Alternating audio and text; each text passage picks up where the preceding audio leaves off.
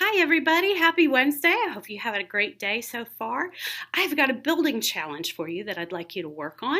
In order to do this building challenge, you will need some aluminum foil and some coins, and that's it. So this building challenge is all about making something buoyant. And buoyant means it can float on water or a gas, but in this case it's going to be water. What I want you to do is cut a piece of aluminum foil that's about the same size as a roll of paper towel. So you'll end up with a good sized sheet of aluminum foil. And with this aluminum foil, what I would like you to do is design a boat. Now this boat has to be buoyant. That is the criteria. That is the requirement, that it has to be buoyant. Now your constraints, the things you can't do, you can't use any other materials to make your boat buoyant except the aluminum foil. All you get is one sheet of aluminum foil. And I want you to create a boat that will hold the most money possible.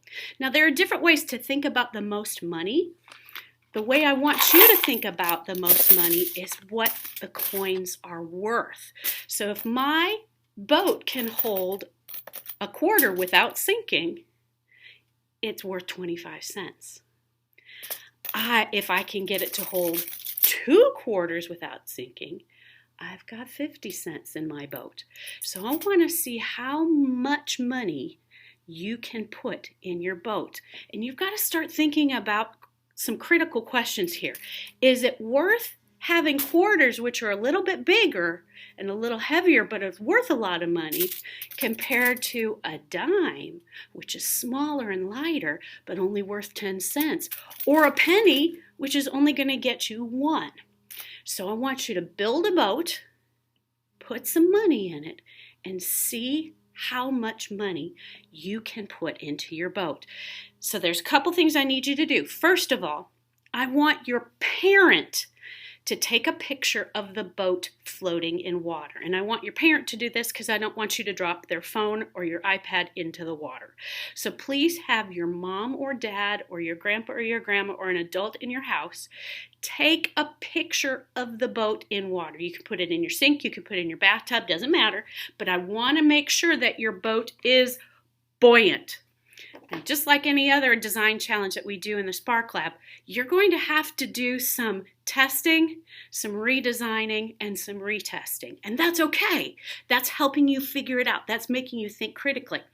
The other thing I want you to do is, after you have a buoyant boat that can hold the most money without sinking, I want you to spread out the coins for me and take a picture of it.